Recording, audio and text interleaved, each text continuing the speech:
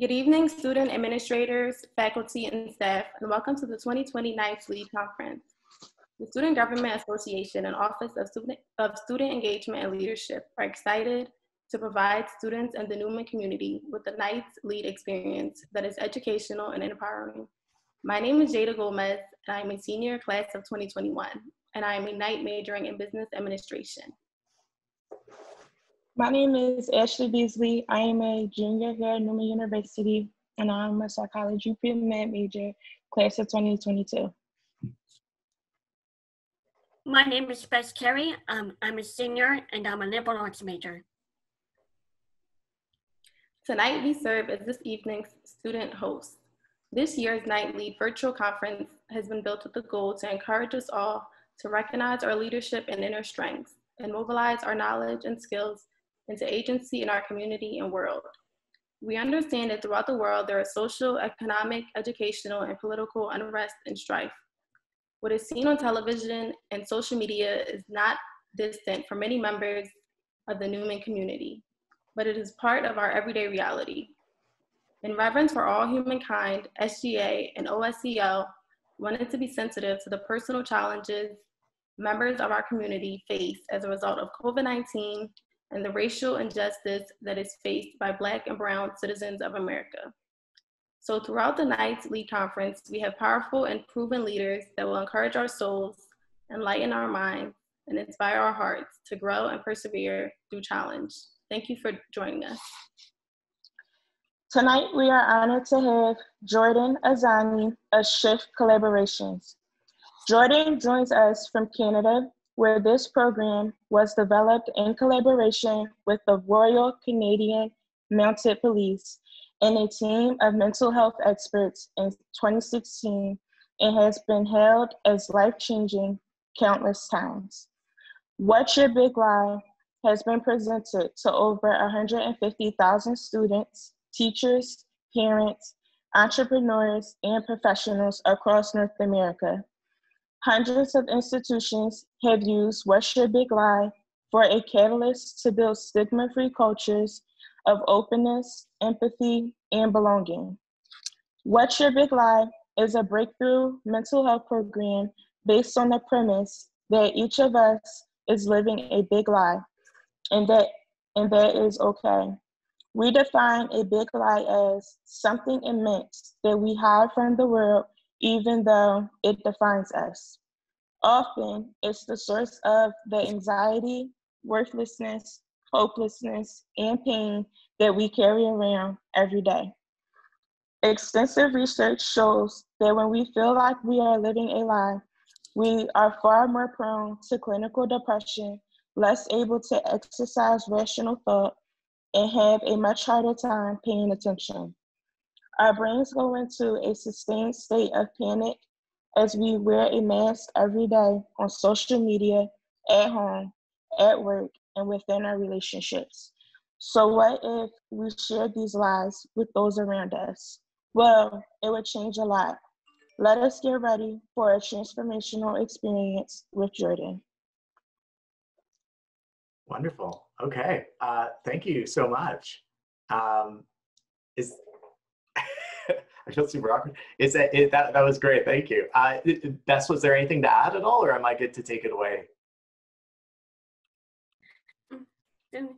No, take it away. Okay, wonderful. Well, thank you so much for joining this evening, this afternoon, everybody. Normally, I would love to be there with you in person, but 'tis the state of the world these days. Thank you for the introduction, truly, and thank you for making this happen.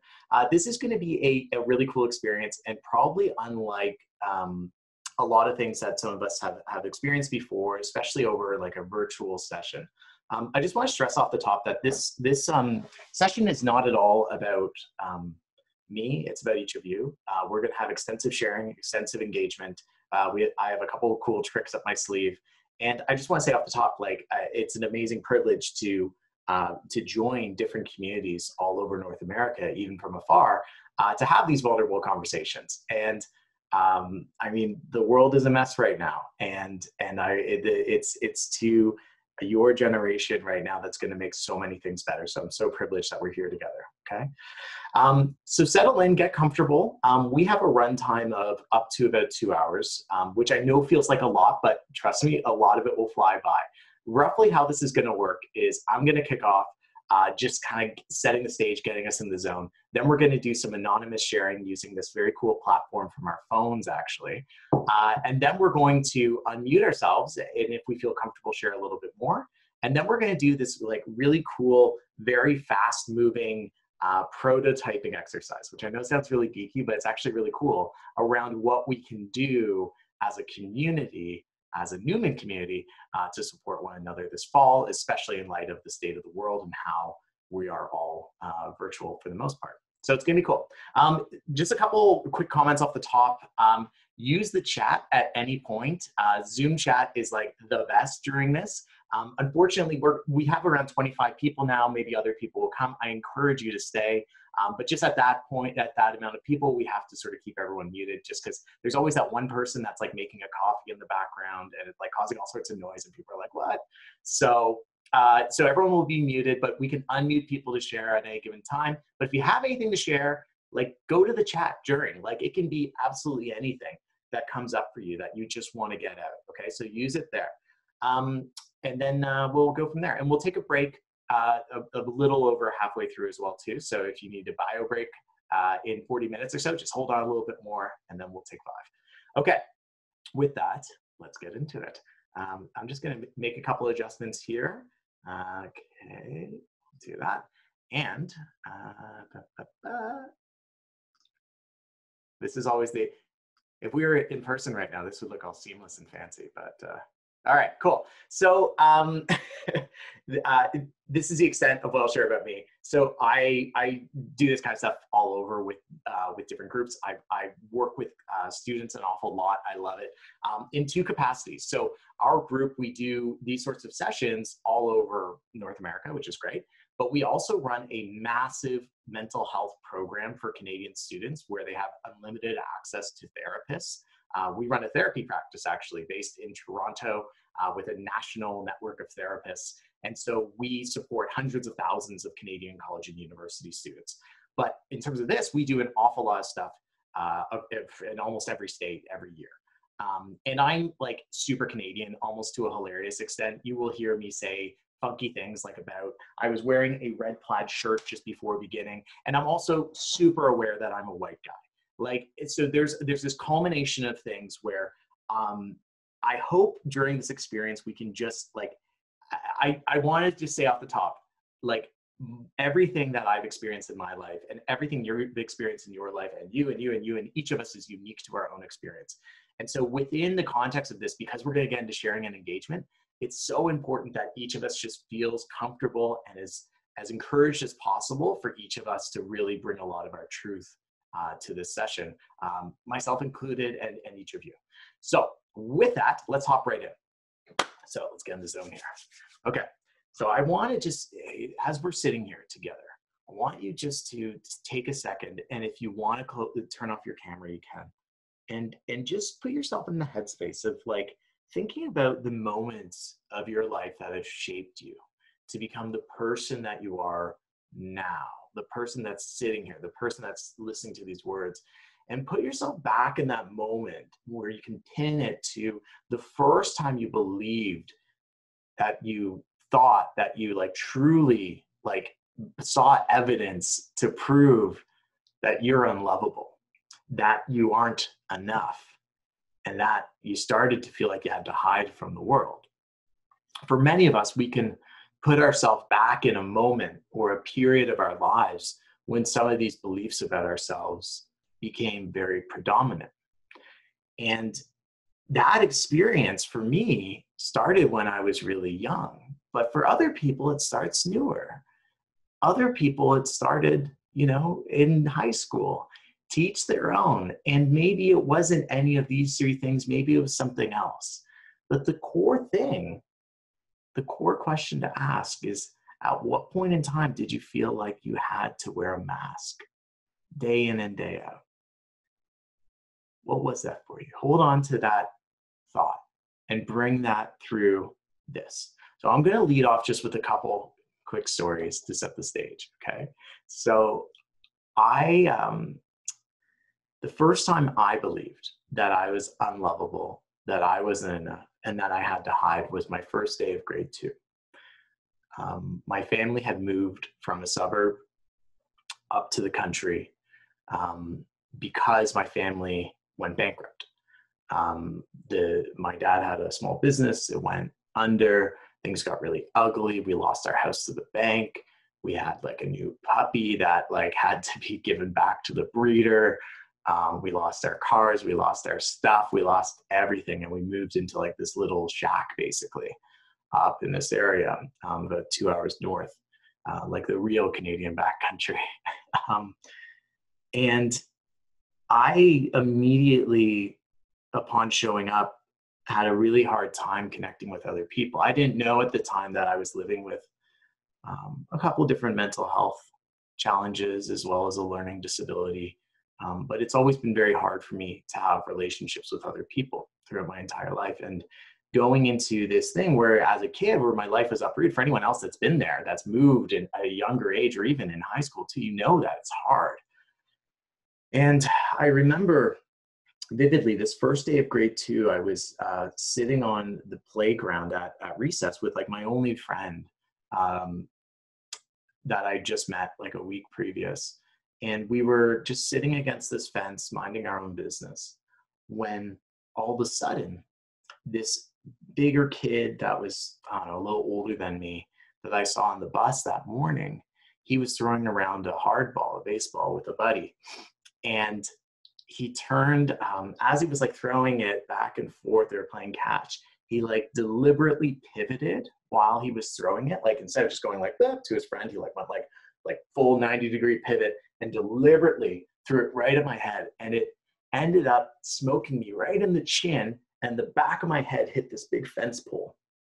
And I still to this day, like remember the feeling of just kind of coming to and feeling like blood dripping out of my mouth and looking just like in a daze kind of over at my friend who was like horrified, and I didn't really know what was going on. And then this kid like that threw the ball, I saw it like this, he'd walk up and he gets this ball had like landed right next to my face, and he leans into me and he's just like, he leans in like as he's going down to grab the ball, and he's just like, go home,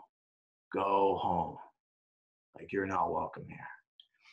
And that stuck with me. And that started something where him and his friends just started to go after me day after day. And then he was an older kid, then his younger brother was in my grade, and then that started. And by the time that this photo was taken in grade 8, when I graduated elementary school, I hated myself. I would go home almost every day, just bawling my eyes out, just feeling so lost, so broken, so nothing. Because every day similar things would happen. I would get beat up, I would get pushed around, kids would play cruel jokes, you know, like it's awful crap, right? It's like psychological warfare, only got really physical too. And the thing was this, so I ended up also hiding a lot of this from my family, because my parents, while well-intentioned people, I mean, we were bankrupt, we were broke, and they drank a lot and still drink a lot. And that was just the combination of not feeling safe to share any of this at home and bottling it up, not having any social support network, not having really anywhere at school to go to, and just feeling alone. Like I was convinced, like sincerely convinced, that I was a waste of space.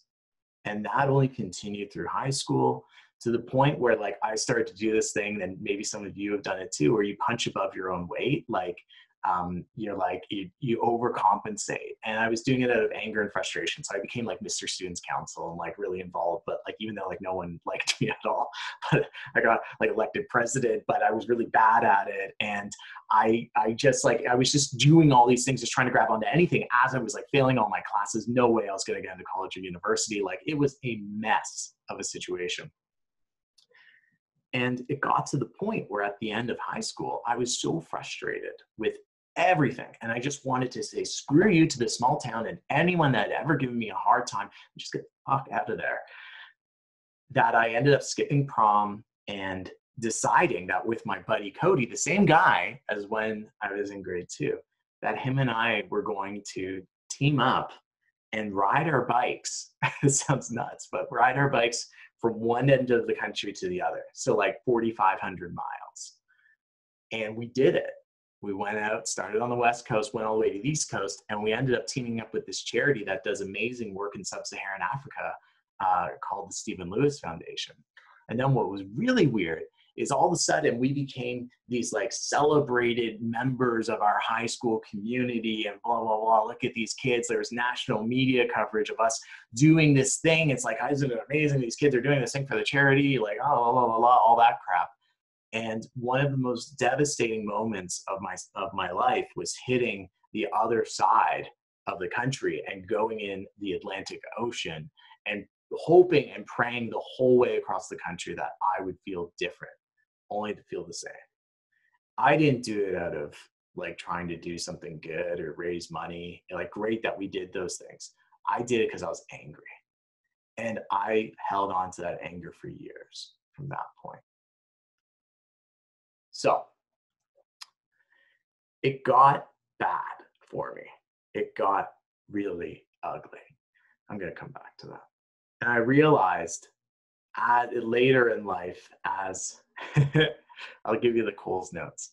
So I held on to all that emotion, all that anger and frustration, and couldn't make sense of it and was having a really hard time coping.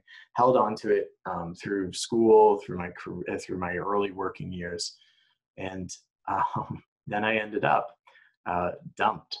And I was dating this awesome person. She was like a raw vegan dessert chef, which like blew my mind. I was like, that's even a thing. We dated for a couple of years, and it just got to the point where like I couldn't be present with her ever. And she just had enough. Like, I was a brutal boyfriend because I was consumed with work. I was trying to like repair this wound in me that I totally neglected. And so I just would do everything to try to sort of fill that void. And it was intolerable for her. So she dumped me. She had enough. But what she didn't know is that I had, once again, planned something that would hopefully like show her, hopefully show me that I was more than, I was a good partner. I was more, I care about her, blah, blah, blah, blah, blah. And classic me, I can't just do like small, nice things. I have to go over the top. So I like maxed out a credit card to buy these plane tickets. I was going to take us like over 4 continents during the holidays. And like, I didn't even worry if it was like okay with her boss or anything. Like, I just like booked it. And then, but she didn't know. And so when she dumped me, she had no idea I'd already spent all this money on this trip all over the world. And I was totally booked and paid for. The plane tickets were confirmed. And so in the aftermath of this breakup, I ended up just sitting around being so devastated because like she really, really cared for the real me, but I couldn't be enough of the me to be the person I had to be with her. So after 2 months of being like a bad rom-com montage of being like sad and eating vanilla ice cream on my couch, a buddy of mine dared me one night. He came over and he's like, so you got those tickets, hey? And I was like, yeah, it's like brutal. Like, I don't know what I'm going to do. Like, I don't think I'm going to go, but like, I don't really want to waste the money. And like, all I think about is the life we could have had if I was just a better person, blah, blah, blah, blah, blah. And he says to me, he's like, why don't you try to give it away to someone with the same name? And I was like, what? Like, give it away? Are you in what? That's crazy. Like, what am I going to do? Go on Facebook and be like, hey, there's anyone with this name? If you have the same name, like you can go on a round trip, like a trip around the world for free. That's nuts. And then he's like, seriously, I dare you to do it. And we sort of laughed it off and we're like, whatever. And then the next morning, I kind of one of those screw it moments in life. I think we often have kind of screw it moments where we sort of like look at our life, like we'll just be doing something normal. We'll be like at home cooking or something. And like all of a sudden we'll be like, what if I make this? What if I do this? Like, screw it. I'm just going to do this thing. And so I go to Reddit and I make this joke of a post. I want to stress that it was joke. And for anyone that doesn't know Reddit, it's like the front page of the internet. It's where a lot of viral stories come from. But anyone can submit stuff and then things are upvoted or downvoted. So I go and I post this very sarcastic post. And lo and behold, I wake up the next morning And I look at my Facebook. Oh, I shared it on my Facebook wall.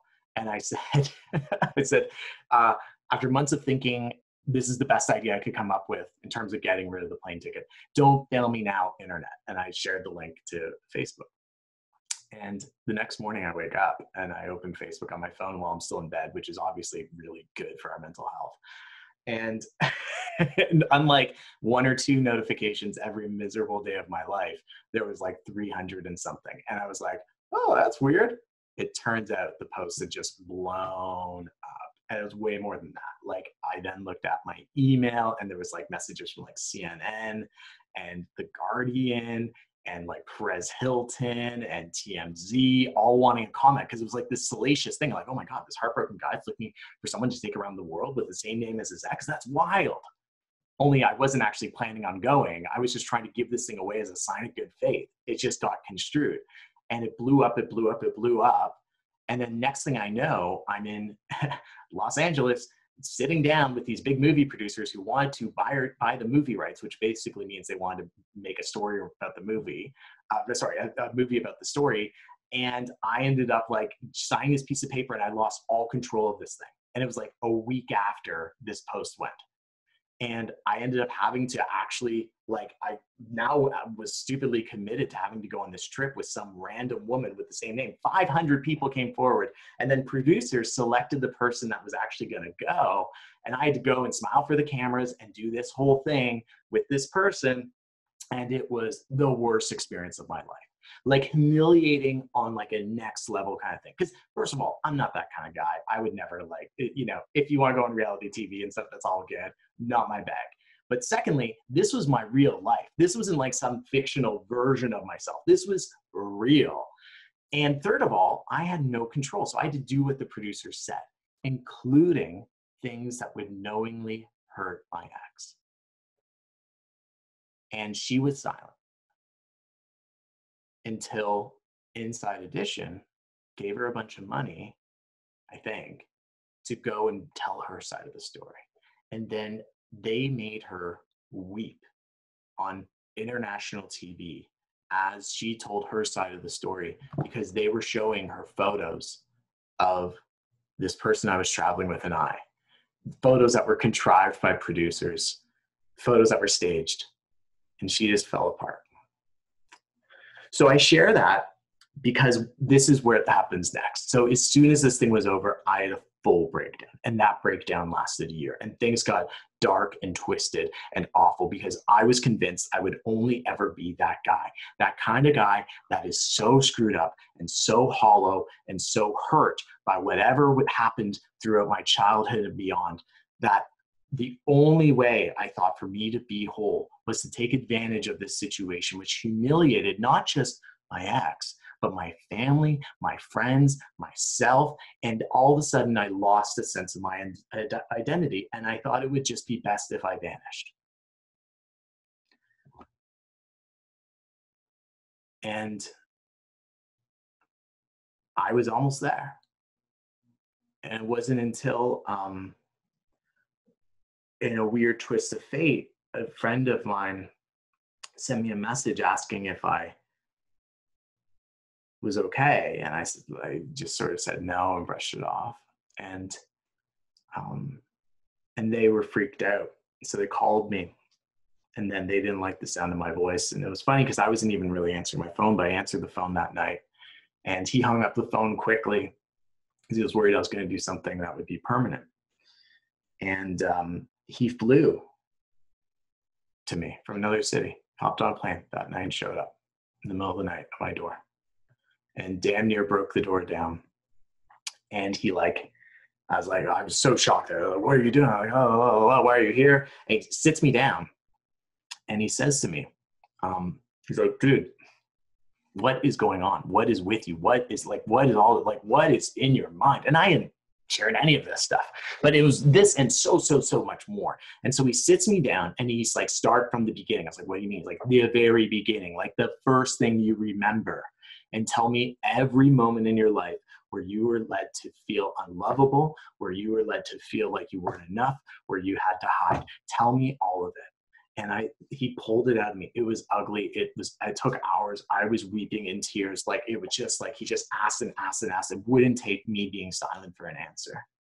And then, like, as we sort of got to present day, like hours later, he looks at me and he's like, damn. I was like, yeah. And he's like, that's it? And I was like, what do you mean that's it? He's like, that's it? I'm like, yeah, like, that's it. Like, what? I'm sorry, were you expecting like more from me? Like, is that like, no? He's like, no, that's not what I mean. He's like, check this out. So he had become a friend in recent years, and he jumps in and he starts telling me this whole other narrative of his life that I had no idea about. And a lot of the same different events by far. I mean, he didn't have a plane ticket in the name of his ex-girlfriend or anything. And like, but like similar themes had come out across his journey. And he like tells me a story over an hour, and I'm sitting there and he looks at me and he says, like, don't you get it, dude? I get it. Don't you get it? I get it. And if I wanted to be full out cheeseball motivational speaker right now, I'd be like, and that was the moment that changed everything. But it didn't, not at all, not even close.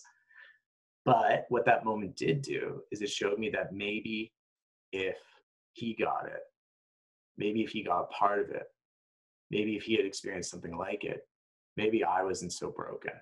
Maybe I wasn't the monster that I thought I was. Maybe I was just a guy struggling just like everyone else. But I convinced myself I was the only one. I'd been living a big lie. And I came to terms that I'd been living the big lie that since some of my earliest memories, I have a very, very deep self-hatred of myself. And I still struggle with it now. It's messed up, but it's there. And being able to call it something and see it as something, that part has changed a lot of things. Now, from that, I ended up in a weird way. I moved back home, literally in with my parents, and I tried to just put one foot in front of the other every day. And I ended up getting an invitation to go and talk to a grade 7 class at my elementary school, which is a place I promised myself I would never go back to just because it was such a hurtful time. And I went, and the teacher who I knew was like, you can just like be honest around what was actually going on behind that crazy story of yours, because everyone was following it in the media. That'd be awesome. And so I just sat down with these grade 7 students. I was like, look, kids, like, here's actually, like, I talked about how the producers were contriving everything. I talked about how fake it was. I talked about how I had to like do things and say things just because they made me do it. And if I didn't do it, they would sue me. Like, and all these kids were like, oh my God, like, and then in a weird way, then that turned into me talking to my high school, which is, again, I promised myself I would never go back to that community. And I actually hadn't at all since graduating. And then I was connected to the RCMP, which led to the introduction. This detective, this guy that ran all these youth programs. So the RCMP is the Royal Canadian Mounted Police. It's our version of the FBI, although admittedly way less badass. And they do a lot of, like, they do all the standard policing stuff like you guys have there, but they also do, and maybe this is totally a thing in the States too, it's just probably not an FBI thing. They do a lot of like community integration in rural communities here, because the RCMP is national. So like in remote rural areas where you don't have like a city police or something, or like a state police, they'll have that. And so this guy was like a community outreach coordinator and a senior detective. And he called me up and he's like, look, man, I live in this rural area out west in Canada. We have teens that are like drinking and driving, that are getting pregnant, that are using all sorts of crazy hard drugs. It's awful. It's awful and scary. And we can't just have the same old conversation around mental health. We can't just go into these schools wearing uniforms and be like, hey kids, don't drink, don't do drugs. Like, you know, ask for help. Like, it's got to be more than that. And he's like, and you have this weird way of making things blow up on the internet. So I was wondering if you could come up with something. And I was like, I think you're talking to the wrong guy. I don't really know anything about this stuff. Like, I mean, I was like a social researcher and stuff, but like, come on, like, I don't know. And he said, I'll tell you what, I'll give you a week to come up with your best idea. It's like, okay, fine.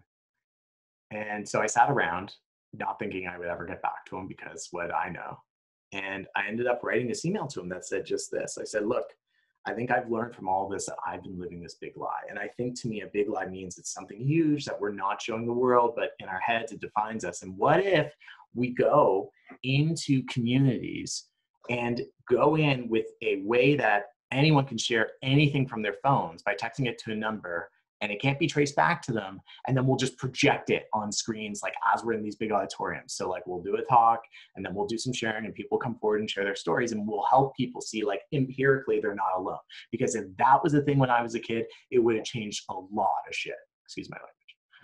And he wrote back just saying, love it. And 6 weeks later, I found myself standing in front of a massive audience, totally unsure of how this would go, thinking that no one would ever follow me on it.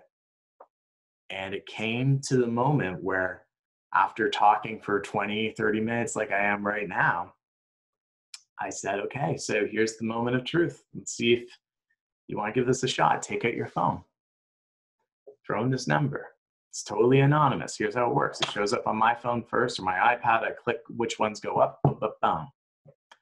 And he says, and I said, you know, so you don't have to, but you can if you want to share something. Just hide your screen. Don't call out anyone personally. Don't send in 10,000 panda emojis. Just use this as a moment to be honest about how you've been, how you're doing. And I will never forget standing in front of these hundreds of grade 7 students. So it was like this 3-day thing, and they bust in all these students from different regions. And so it was like, I think it was 1,100 grade 7 students, and then 1,100 grade 8 students, and then 1,100 grade 9 students. And so it was this grade 7 students' first day. And as soon as I asked that, I was trembling holding my iPad, because I was like, no one's ever going to do this. And then the first message that I see is that my mom does blow and I can't tell anyone.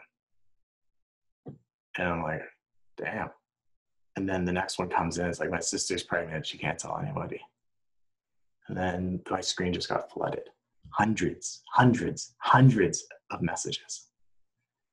And they were these heartfelt, sincere glimpses into the reality that we're living that's been unspoken. Because there was no fear or shame or embarrassment. It was just a message to a number that, like, and we couldn't trace it.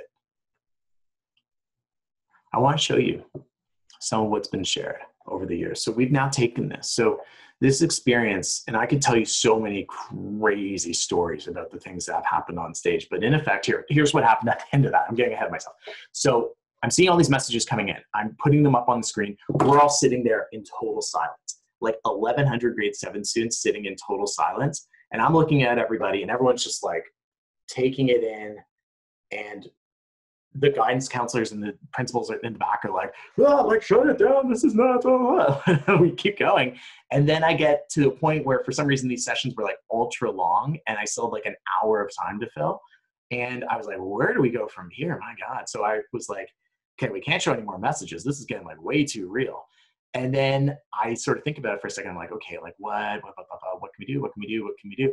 And then I was like, right, people should come forward and share their story. That would be so badass. Like, okay, great. So, and I said, anyone want to come forward and just share a bit of their big lie and where they're at? You don't have to, and only if you feel comfortable to, only if you've really told other people before. So we want to make sure you're supported and whatnot. But like, if anyone has anything that they're holding on to that they just want to shout at the top of their lungs, come up. And then, of course, no one puts their hands up at all. And I'm like looking around the audience, and I'm like, well, crap, that didn't work.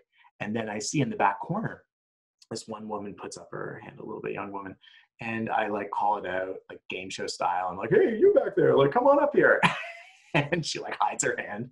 But then she, like, as I was about to move on, she stands up and she walks to the front with like this look of sheer determination on her face. And she grabs the microphone from me, and I'm like, whoa, you okay? Like, you want to do this? And she's like, yeah. Her voice wasn't quite like that, but you get the point. And she dives right into the story about how she was abused by a neighbor at a very young age. And it was like a repeat ongoing awful thing. and she didn't tell anyone for quite a few years. And then she tried to tell her friends just recently, and they had said that she was making it up. And she tried to tell her parents, and they said, like, no, like that neighbor, no, like totally, you would never do that. Oh, and she was struggling like with not being heard or validated as she was coming out with this monumental thing. And then she went on to explain that like the only thing keeping her going was the fact that she was also one of two caretakers with one of her parents of her elderly grandmother who lived in the same house, who wasn't doing well. And she felt like, as much as she felt like running away, hiding, disappearing, just getting out of there, she knew she couldn't. And her last words were, because if I leave, I know she'll leave too. Heavy, right?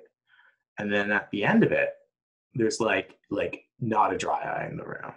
And we're all just sort of listening for a second. And then the crowd just erupts. Like the first like 6-7 rows like pushed their chairs out of the way and like went and like jumped on top of her. And then like it was like 3 minutes of a standing ovation. And as it calmed down, we were like, holy crap. And I then said, I'd like, does anyone else want to go? Like, all right, let's do this. And 7 other people came forward, and many more would have, but we ran out of time. And then that's been the pretense of all these sessions ever since. Now, I tell you all that story because it touches on a lot of things that all of us deal with. So that story is not, it's like my story, me talking about the things I've been through and how we got here. But I hope, as I was talking through some of those, that you caught a glimpse of something you've experienced in that. Whether it was something with a romantic relationship, something with school, something with bullying, something with abuse, something with hiding something with family dynamics, whatever, because that's the thing, is this stuff comes from a lot of pain in a lot of areas of our lives. And when we're virtual like this, I gotta explain where we're going. And in order to do that, you need to understand where we're coming from. So now I want to show you, as we've taken this thing on the road. So after that, this program was just like, whoop, and like over the last 4 years, I've been traveling almost, it feels like full time, but not quite, to visit hundreds and hundreds of different organizations, schools, communities, like working with kids as young as like grade 3, 4, 5, all the way up to like super senior executives and everything in between. And I want to show you some of what's been shared, and then we're going to get to you. So when we work with young kids, I rarely ask like, what's your big lie to like a grade 3, 4, 5 student, because that's just not fair. But I will ask like, what are you hiding, or what are you lying about? And how we'll do it is we'll give them a bunch of cue cards and pieces of paper, and we'll say, hey kids, go write on these, spread it in a gymnasium, make sure you can't see anyone else's, just write a bunch of stuff down in response to these questions. And then when you're done, crumple it up, throw it in this big bin. And then I have someone always sort of shake it up, dump it on the floor, and we each grab a bunch and read them to each other. And so this was like legit, the handout, the stack that I got one day, and I photographed it later because it captures this, right? Like, so I'm lying about doing well. This is taken from, by the way, a grade 5 school, and a pretty good, it was a pretty good school. There's a lot of pain there though. I also asked students to disguise their handwriting, hence this one, but I lie about being happy. I had a crush on a guy. If I'm afraid if I talk to him, he'll tell me no. Desperate girl. Boys are totally desperate too. We're all desperate. But I put this one in because, first of all, like the gravity of this when you're younger is huge, right? But secondly, also like the paradox between this and this is just so mind-boggling from the same group, right? And it's not to say that one thing's bigger than the other. It's not that at all. I'm just showing the array of the pain that we sit with. I feel like dying every day, or I'm in control, I'm not, my heart and soul are a blank slate. I'm essentially whatever you think I am. Some part of me isn't okay with this. I know that, but is that part even real? Or I don't face my fires, I bottle my problems. I'm scared to ask for help. I'm trans. I don't know how to tell my family. I play the role of such a nice, peaceful person when I actually feel like a monster. I've tried to commit suicide. Grade 5. And I would love to tell each of you that I've only seen this the one time and this is it. No. There's no reason why any grade 5 student anywhere should ever feel like that, should have ever experienced that. But here we are. On the flip side, I've spent more time in places like California and Silicon Valley than I'd like to admit, with a bunch of highfalutin, fancy tech CEOs that are just starting to figure out what emotional intelligence is. Sorry, I'm just kidding. I'm being a bit of a smartass about it. But this is actually, in all seriousness, this is me sitting in this crazy cavernous space with a bunch of, these are like tech CEOs and stuff of some companies that are pretty well known. And I sat down with them and started asking them similar questions to that, like, what are you hiding from? What do you wish other people knew about you? What have you suppressed? And we used the anonymous texting. And it gets real. The pain is real. And what started to shock me about working with these groups is, like, if I started to look at the messages between working with like people in high school or college or university, and then looking at messages from people in their careers and way older than these folks too, like the messages are almost the exact same. Like, it doesn't matter where you're from or how much money you have, your background, like nothing matters when we get to this level of stuff. Like, we're all carrying a lot of pain, and each pain is unique for sure. And some the pain is like just circumstantially like so much more profound, like, than what someone like coming from like a white privileged background like me would experience. Of course, the pain on an individual level is real. And then we started going to campuses all over. And we would do these things where instead of like leading these sorts of talks or these groups, we would set up projectors all over the campus, like in the common areas. And then we would have these messages playing. And so we'd like hand out cue cards as well with like a question and the phone number to text it into, and students would text them in by the hundreds. And then they're just walking around and they're seeing these messages of like how their students are really, how their peers are really doing. And we'd like build these bigger exhibits with like big, massive inflatable screens that just people walk into and their minds are boggled. And then you think about like holding on to this. This was at University of Louisiana State in Shreveport, which is just on the edge of Hurricane Laura. Thankfully, sounds like they're doing better than we thought there, but still it's a disaster. Some nights I can't sleep because of the fear I have of never achieving my dreams. Or this was, I can't even remember, I remember this was a fancy private college in Washington somewhere. I'm a strong, independent person, but scared to be alone. This was at a college up here called Fanshawe College. I had depression and PTSD. My significant other dealt with severe fentanyl addiction. We fought it together to save his life. This was at McMaster University, which is another Canadian university, actually not about 5 minutes from where I live. Never felt like I belong here. And then this is also from that same day. This is what I see on my screen when a message comes in. I couldn't get a photo of this one projected. But imagine this. So we're set up in this big student center. We have these big screens, projectors going, and we're handing out these cards with questions, a variety of different questions on inviting people to share, right? And a student walks by at that point in time, grabs a card and submits this. I'm hiding a rare form of brain cancer from my family and friends. I have 3 months. And like the inner supportive healer, helper, and all of us wants to just know who this person is. And you want to give them a big hug, but we can't because we don't know who this person is. But all we can do is trust that this is what that person needed at that point in time. And I hope, I pray that this person got, I hope sharing this anonymously and seeing it pop up on a wall or a screen was enough so that they could even just tell one person in their life as a stepping stone. But we don't know. So that's what brings us here. It's all of us. It's everywhere. Our experiences are different, 100%. But there's so much pain from all parts of North America to the Middle East. I did this yesterday with a bunch of people in Australia. It's the same thing. We're all there. So let's do this. So that's my opening. That took 40 minutes. But it's important that we get to this place together. And now we're going to turn to you. Okay? So we have this platform. I've already explained it. How we're going to do this is, first of all, you don't have to participate, but I would love for you to. Okay? Like, it really, nothing's going to show up. What you're going to see is like this, only not in black and white. I'm not sure why I have it in black and white. But you're just going to see messages like this come in with a timestamp, okay?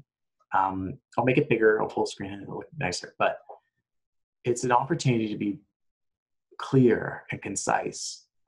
And like, the thing is, like, we can always ask ourselves, like, so this is a screenshot from me working with high school teachers, actually. Some top high school teachers that were at this like regional professional development day. And I asked them what's their big lie that they're living as a teacher. And this is what they said. This is me just capturing a bunch of random ones on the screen, let alone the hundreds and hundreds of other ones. Lately, I'm forcing myself to drive to work and try to smile. I'm always on edge and I hate it. Or I'm not raising kids and students that are hardworking, responsible, and intelligent citizens. So this is how it shows up. I can't click on these and like, it's not like your number's going to show up. There's no gotcha. There's no guess who. I promise. It's just a timestamp and a message, and I will remind you to delete your messages afterwards. Okay? So let's do this. If you're sitting there and you're being like, I don't know if I trust this Canadian guy, I totally get it.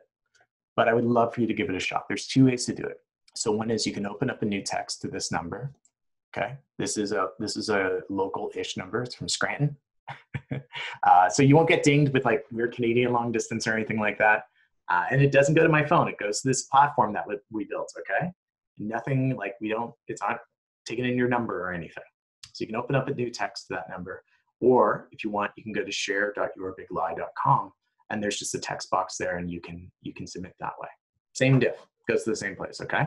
Then what happens is the messages will quickly come into my phone and then I'm gonna put them up. And there's a small enough group here that I'm going to put them up in silence for the first round. We're going to do 2 questions. And then the second one, we'll talk about it more. And then we'll go from there, okay? So, are you with me? I bet so many of you are like looking at your screens right now being like, I don't know what to do. And so trust yourself. You don't have to participate. You don't have to overshare. But even if you just give a general glimpse, it might feel great for you. It might feel scary for you. It might feel threatening. Like, so trust your own judgment. Please, please, please. But just see if you want to take this step. Okay?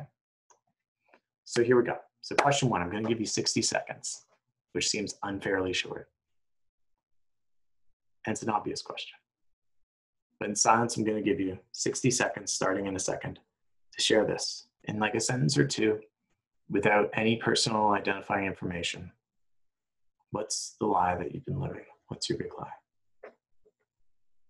Think of this as an opportunity to be open, to be vulnerable, but to also know that there's no embarrassment. There's no shame that's attached to you because we're not going to know who's saying what. So take 40 more seconds and answer. And if you're ready, then hit send. That number, again, just in case I'm small on your screen, is 570-519-8302.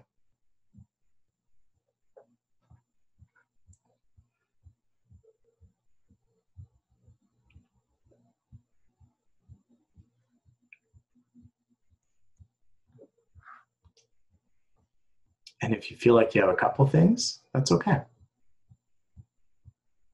Share a couple things. I already told you what my big lie was. That for so long, I've just felt this, define myself by self-hatred, even though I pretended I was okay. Feel free to share yours.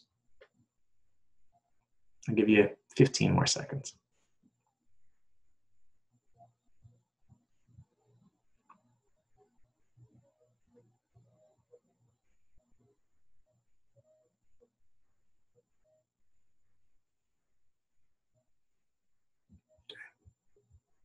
3, 2, and 1. Phones down. It's like finishing an exam. Pencils down. Now, before we go any further, I want to show you something. So this is what I see as they come in. I'll put them up on the big screen in a sec, but like these are from here right now. So thank you. Okay, that's awesome. That's amazing, really. So just go to the chat for a sec. And for anyone that shared anything, if you feel comfortable with it, or even if you just contemplate sharing it, like what's going through your mind now?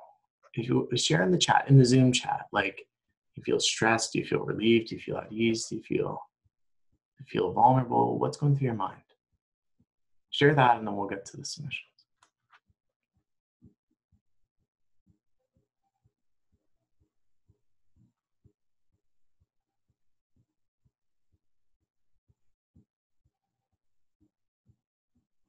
I'll give you a second more. Go to the Zoom chat, just share. There we go.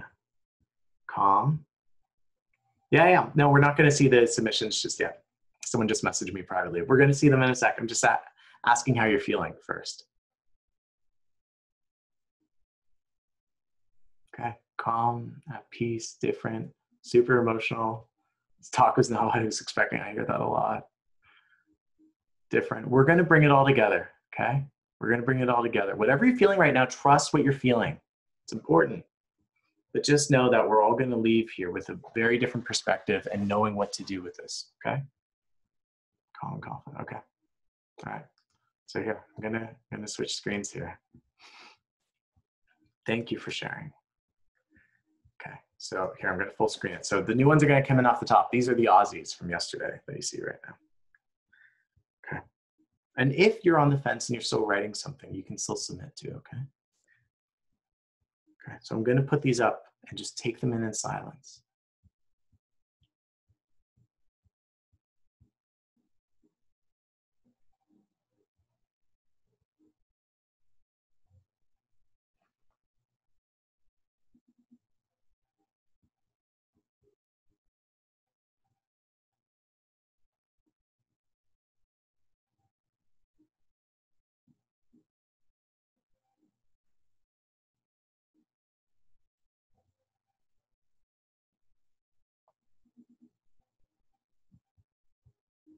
Okay, there's one more that I want to put up.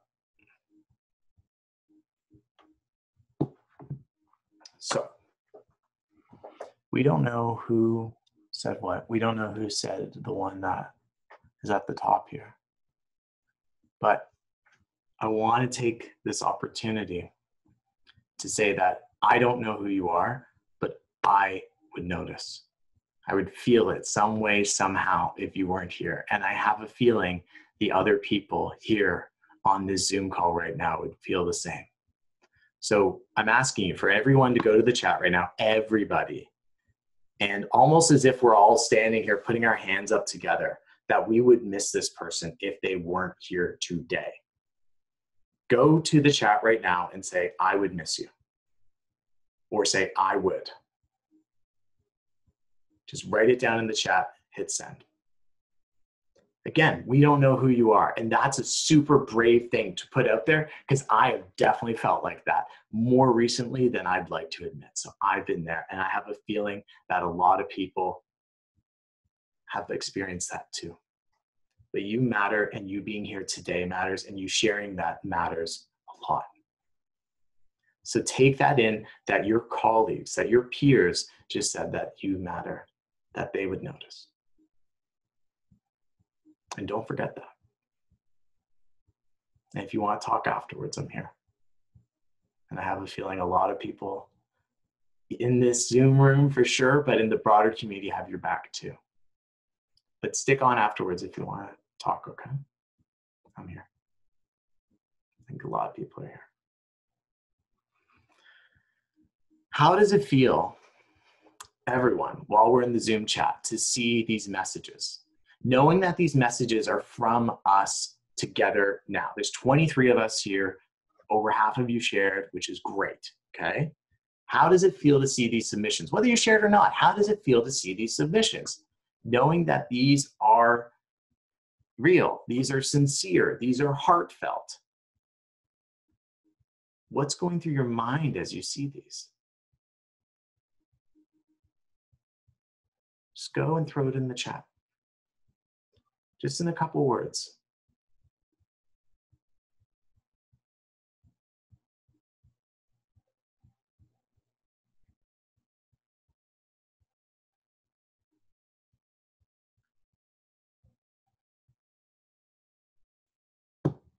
What do you make of this? Seriously. Not any one submission in particular, but what do you make that this is the kind of stuff we're holding on to and that we're not sharing? Okay, it feels honest. You have a purpose. Does anyone feel like some of the things that they're seeing here are things that they didn't write, but you could have written yourself? It's sad. No one's truly alone.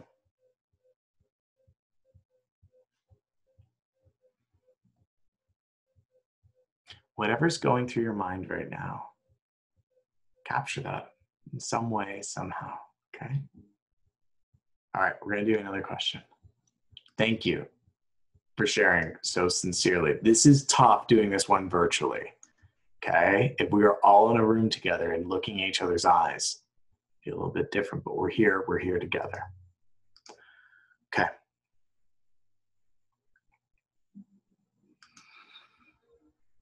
So let's change the page. Let's turn the page here really quickly. Go back to the same number and think about how you're feeling right now. I want you to answer, what do you need to hear from others right now? And share that. Okay? What do you need to hear?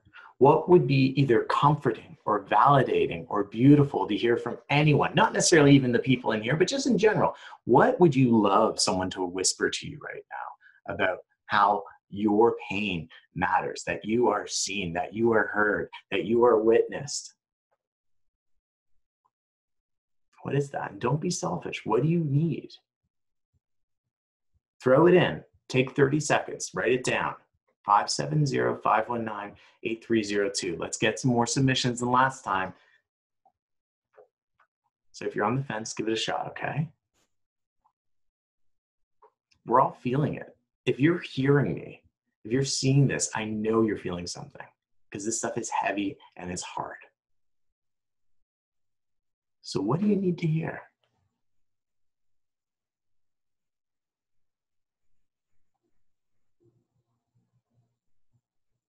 Take another 10 seconds. Write it down.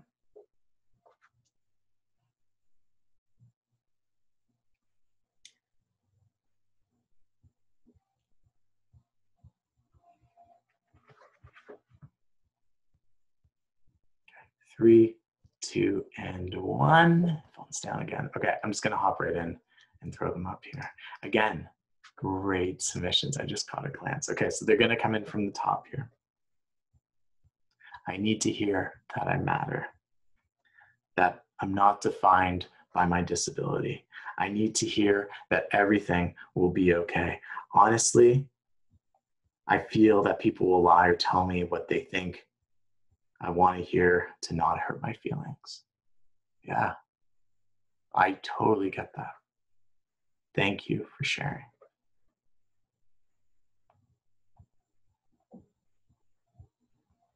That my peers care about my Black life and it's not an act. For sure. Absolutely. There's purpose in this pain and irritation. I'm making an impact. I wish I could hear that I'm strong and that I matter. I wish I could hear that I'm lovable and cared about. I make a difference in others' lives, that I'm not alone. I wish I would like to be included and not left out, especially with COVID. I feel like I have no one. Yeah. I wish someone would tell me, don't give up. I wish someone would tell me that I'm good enough even if I don't achieve my goals as quickly as others. I wish they would tell me that no one is perfect and that's okay. I wish someone would tell me I'm okay just the way I am, that I'm worth it. that I'm doing okay and I love you. Okay, a couple more. That I just need to hear that someone somewhere is finally proud of me. I'm proud of you for writing that down.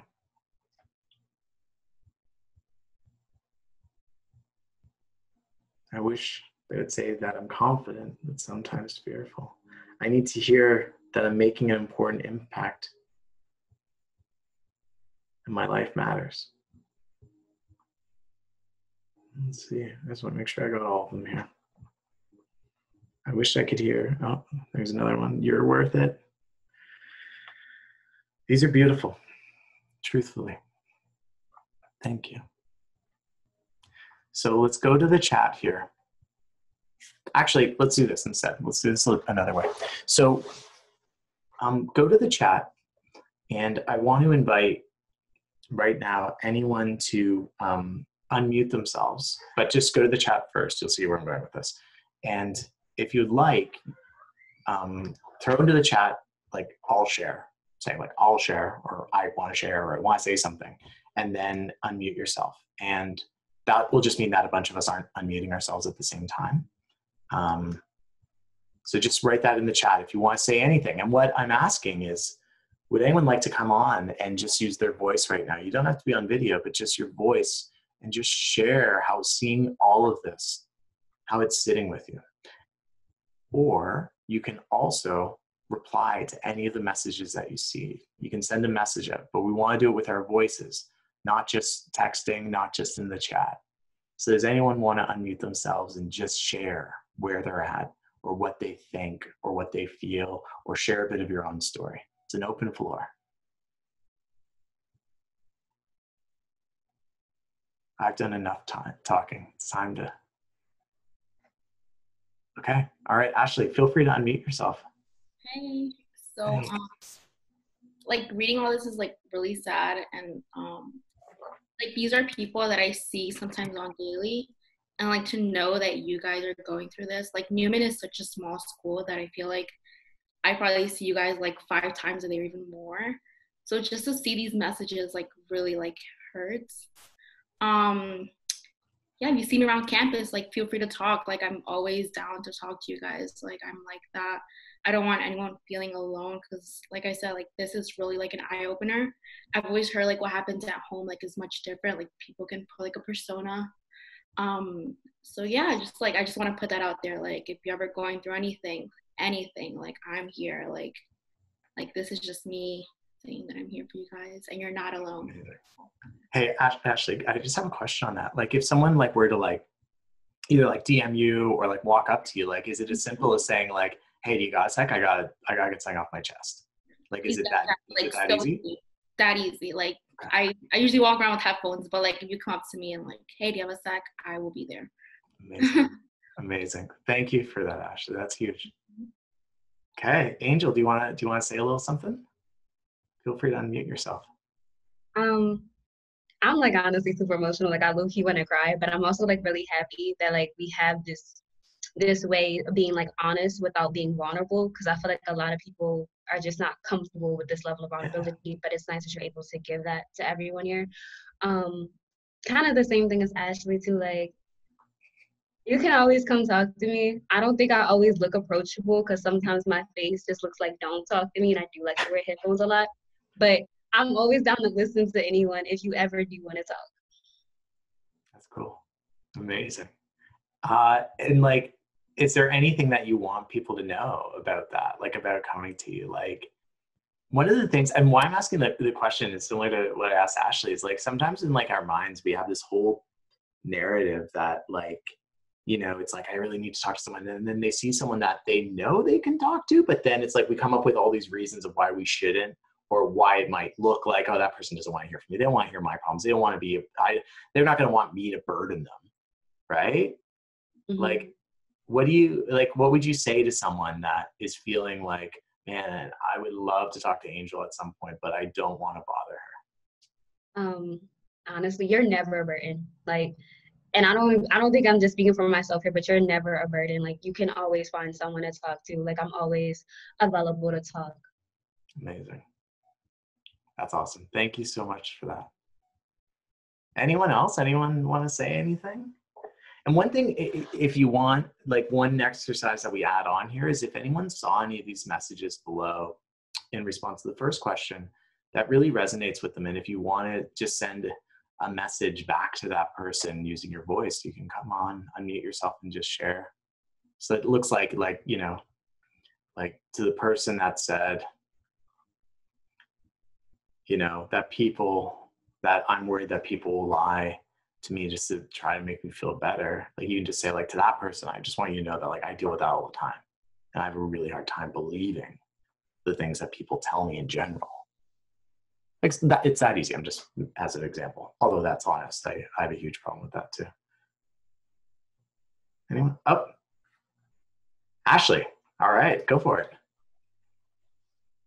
Hey guys. So this is like really deep, but I just want you guys to know that you are not alone. And there's many, like, you are not alone, number one. And there are many things that I've seen on the list that even myself has connected to, and I didn't write any of those things. And so just know that you are so much stronger than you give your credit, than you give yourself credit for. You are brave, you are powerful. And as Angel has said, you are not a burden. The Newman community is here to help you, and we are here to build you up and make sure that if you can do anything, you can get through life.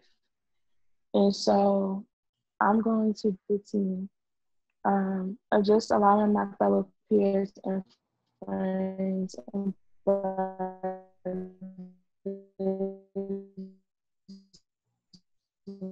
Oh, you're breaking up a bit. just to know, like, if you see me here, and yeah. Can you hear me?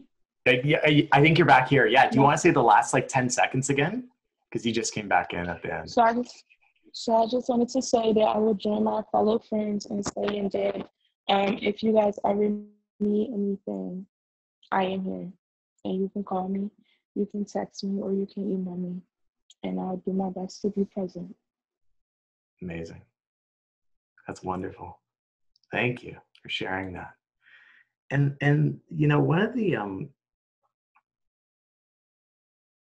oh, you know what? I saw this earlier, and I'm going to jump back for a second, then we're going to do something else quick, and then we're going to take a break. But this is all amazing. There was one message that I missed when scrolling through, because there's just a bunch that I just wanted to put up as well, so that whoever shared this, like, you know that you're heard.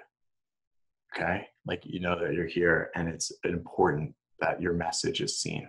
Okay? So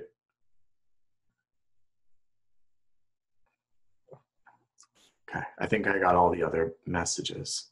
If there was anything else that came in that didn't go up, it's not me. Like, I haven't held back anything here. Like, so it's more my user error, because I deliberately haven't muted anything. But this one is so important right now. Okay. So one of the things that is genuinely confusing and hard to get our heads around with something like this is that we are two things. So first of all, as a bunch of you have pointed out, this is really hard. Like, it's really hard. It's challenging to see this. And one of the things that I hope stays in your mind after this is that not just that we're carrying this in our minds every day, and that's weighing on us, and it's shaping how we show up, it's shaping the stories we tell ourselves, it's impacting our mood and our behaviors, it's keeping us up at night, but that also, it's not just us. Okay? Like, so one of the things that is like genuinely very confusing, I struggle a lot to get my head around this, is that if we had, say, 300 people from the Newman community here, And if we went through that, and if we even did more questions, like around like what's something you wish you were courageous enough to share with your best friend, what's keeping you up at night right now. If we went through all of that, like over time, like it would be impossible to delineate between like who said what, but also you would see these categories, like these clusters of different themes come out. It always happens. It's the strangest thing.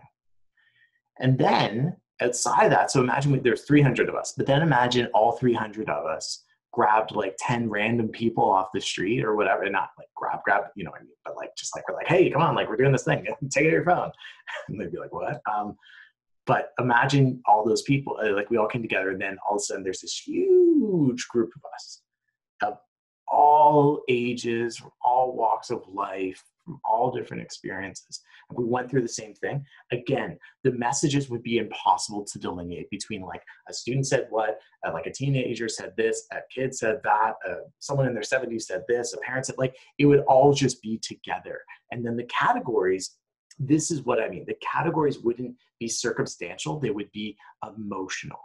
So we wouldn't get hung up on the details about someone dealing with like, and there wasn't, what you shared today was beautiful examples because you got to the essence of it. And that's why the what's your big lie question is really powerful, because you get below the context and the events. We tend to over explain and give way too much context around why we're feeling a certain way, like almost like we have to rationalize it.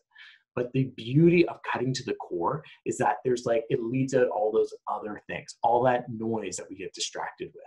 And that's why regardless of who you are, where you're from, the things that we're feeling are somewhat like they're shared, like we're not alone in it. Like, and I mean that in like not a motivational speakery kind of way, like we're empirically not alone with it, even within our own community. Yet we live in a world where we are convinced that we are the broken one. That's wild. And so hold on to that. Hold on to that feeling that you had when you saw your message on the screen or when you heard me say your message. The reason I say it the second time with that is because it's pretty wild to go from your fingers trembling to share something, to seeing a vulnerable message on the screen that you wrote about your big lie, to hearing what you're sharing read aloud. And it's a way of saying you're witnessed, you're heard. And it's not about solving anything that you're experiencing right now, because the only way to solve it is for us to see that this pain is shared. And we all have our own, we're all on our own journey, but we're all way more united than we ever thought. So now it's a question of what we do with this. What we do with this awareness, what we do with these feelings, this emotion, this perspective. And that's what we're going to get to next. But first, gentle reminder, go to your phone and delete the conversation with that number. Or you can keep it as a memento if you want, if you're sure that no one else is ever going to get on your phone. It's up to you, but I just wanted to put out a reminder, okay? So with that, why don't we take, so the time right now is 6:18, okay? So why don't we take a couple minute break? Like let's say, let's be back and ready to go in the next part by like 6:22, so 4 minutes, 4.5 minutes, okay? So if you need to take a quick bio break, I keep saying bio break because I always say washroom, because that's the Canadian way of saying it. And then I say that every time I'm in the States and people look at me like I'm an alien. I'm like, yeah, like the washroom, you know, and they're like, the bathroom? But anyway, so if you need to go to the bathroom, feel free to do that now. And we'll just hang out here for a moment. So do whatever you got to do. And then we'll come back and then we're going to get going. And so if you got to go to the bathroom, go do it right now. For anyone that's staying here for a sec, so to do this next piece, I'm going to give this spiel again in a moment. But what you can do to make this next part go really well is if you have like some extra paper and a pen handy, it's honestly the easiest way to do it. So that is great. You can do that. It doesn't have to be paper of any kind. It can be scrap paper. It can be like a piece of newspaper, whatever. Just grab some paper and something to write with. Or else open up like Microsoft Word or something on your computer where you have like a big notepad and you can write down stuff. And don't worry, I'm not going to make you write an essay or anything. That's not where we're going with this. It's going to be something much more fun than that. But we need a place to write. Okay, so grab that. Go to hit up the bathroom. So in my old head, and I'll be back in a minute too. So we about another 3 minutes, and then we'll get back to it. Okay. Cool.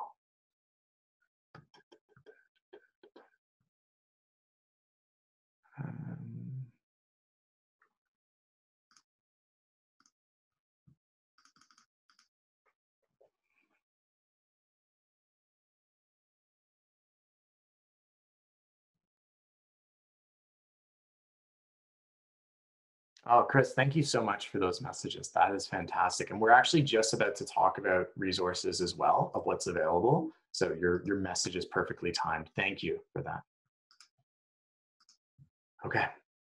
So another 2 minutes, folks, and then we're going to get back to it. All right. And for anyone that's like thinking that they got to go, like I totally understand that there's a lot going on and that this session, you know, can feel long, but try to stick around. This one's going to be really great. I totally understand that Chris has to go though, kids, for sure. But for everyone else, stick around. This is gonna be fun. Okay, I'm gonna grab more water. I'll be back.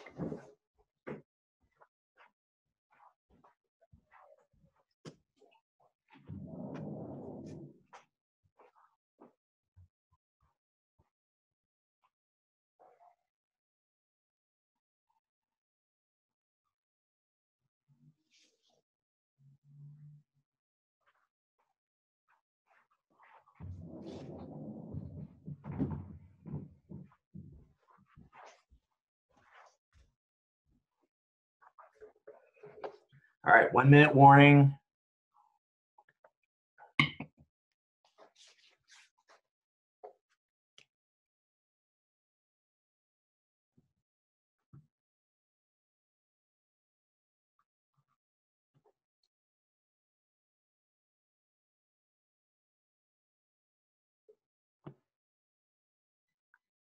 I'm not going to put my weird background music back on. It was like a Spotify playlist. Okay, 30 seconds, and we're going to get going again.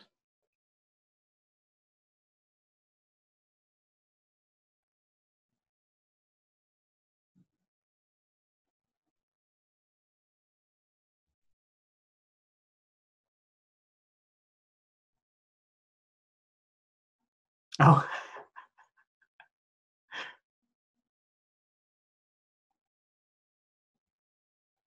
No problem at all.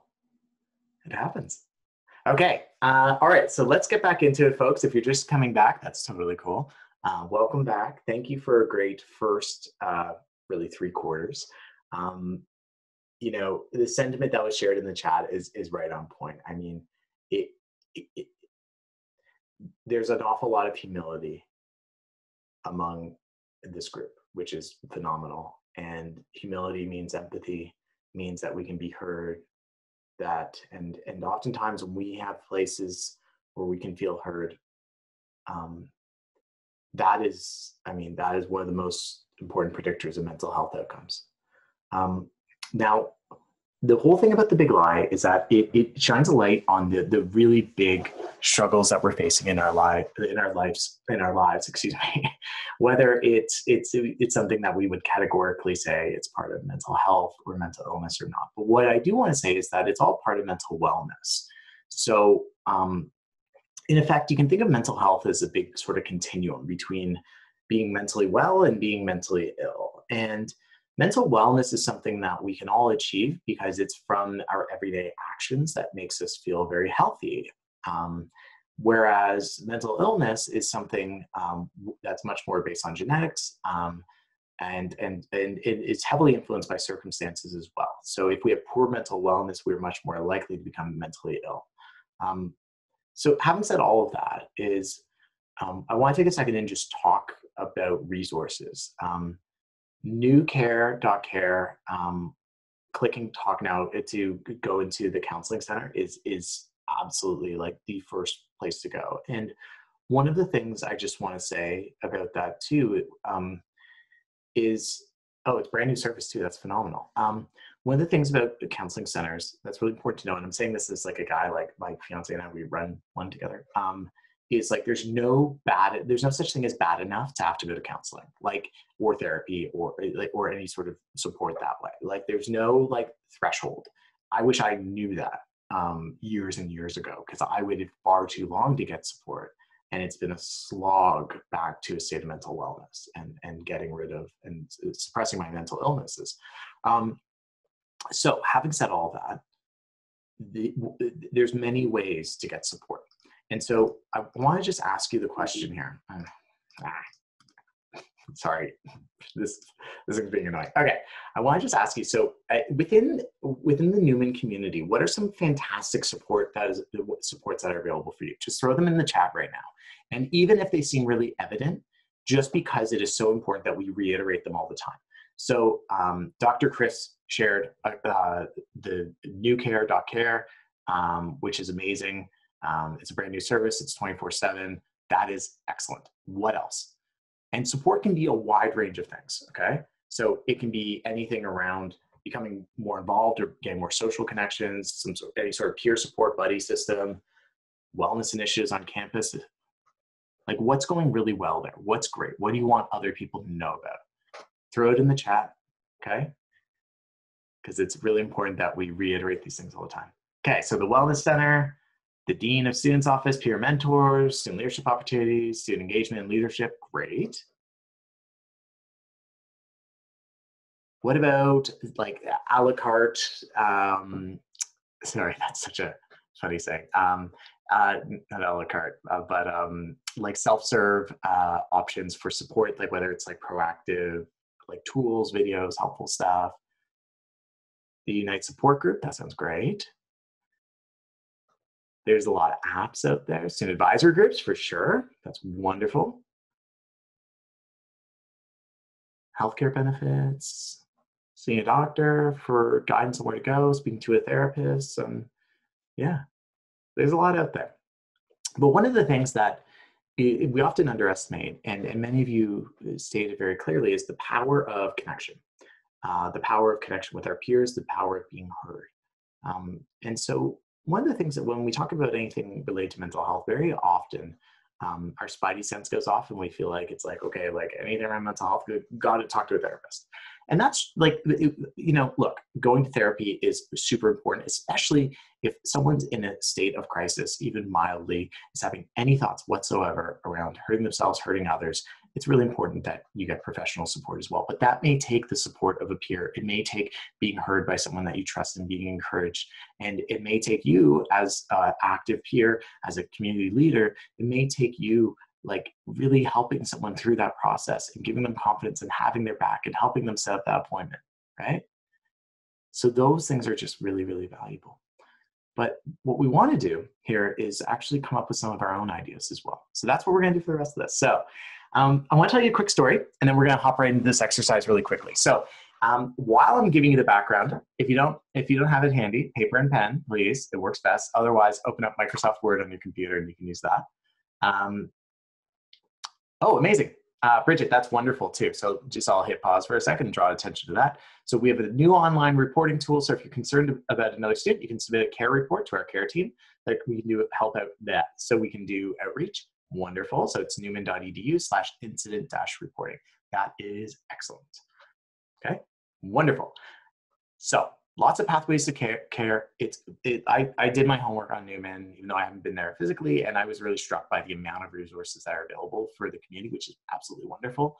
And so now it's about, you know, doing all the other things that you can do on a personal level to support yourself and support your peers and take advantage of the services that are there. So quick backstory. This gentleman's name is Tom Chi. Okay, Tom led a place called Google X, which is Google's experimental innovation lab, where they come up with all sorts of wild ideas and products like Google Glass, which he's wearing one of the prototypes of in this very funny photo. Tom is an inventor by trade, which is a heck of a job. And so fundamentally, his expertise is in what's called rapid prototyping. And we are going to do an exercise right now, which is called rapid iteration. And you'll see why it's called that in a moment. But I want to ask you first, go to the chat for a second, because this is kind of a fun guess. So how long do you think it took? Okay, right, here's how the story goes. So Tom started at Google X, and he took over this lab of a bunch of really brilliant engineers and scientists and creatives. And he walked in, and on like the first day, he sits everyone down and he says, hey, we want to come up with something that is like a wearable, like computer eyeglass thing. And this is years ago, okay? Like this is like 10 years ago at this point. So that was a pretty far out idea. How long do you think it took that team to develop the first working prototype of what would become Google Glass? Take a guess, throw it in the chat.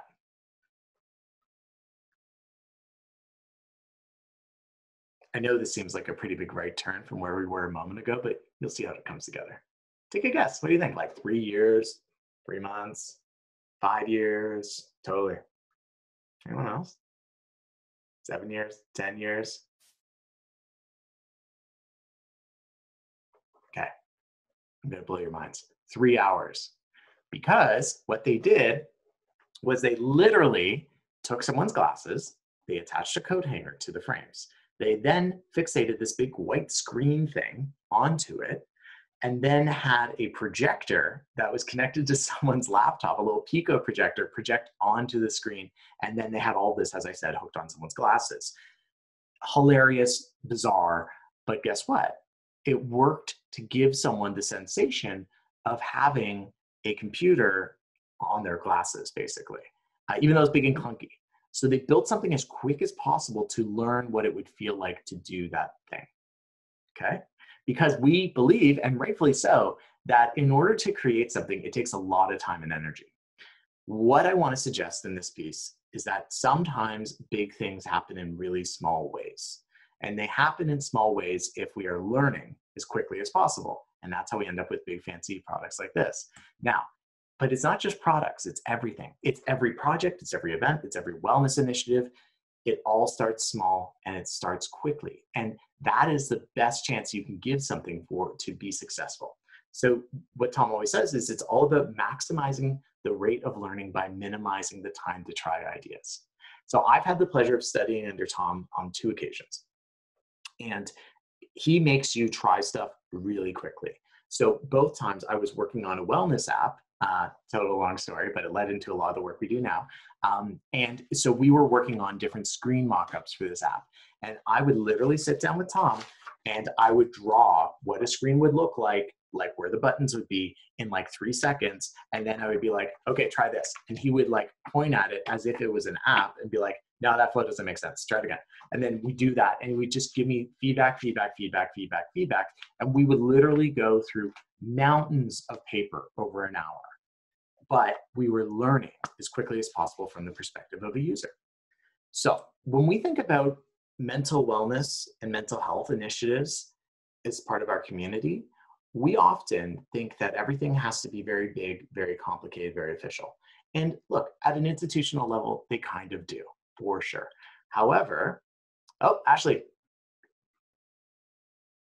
Oh, amazing.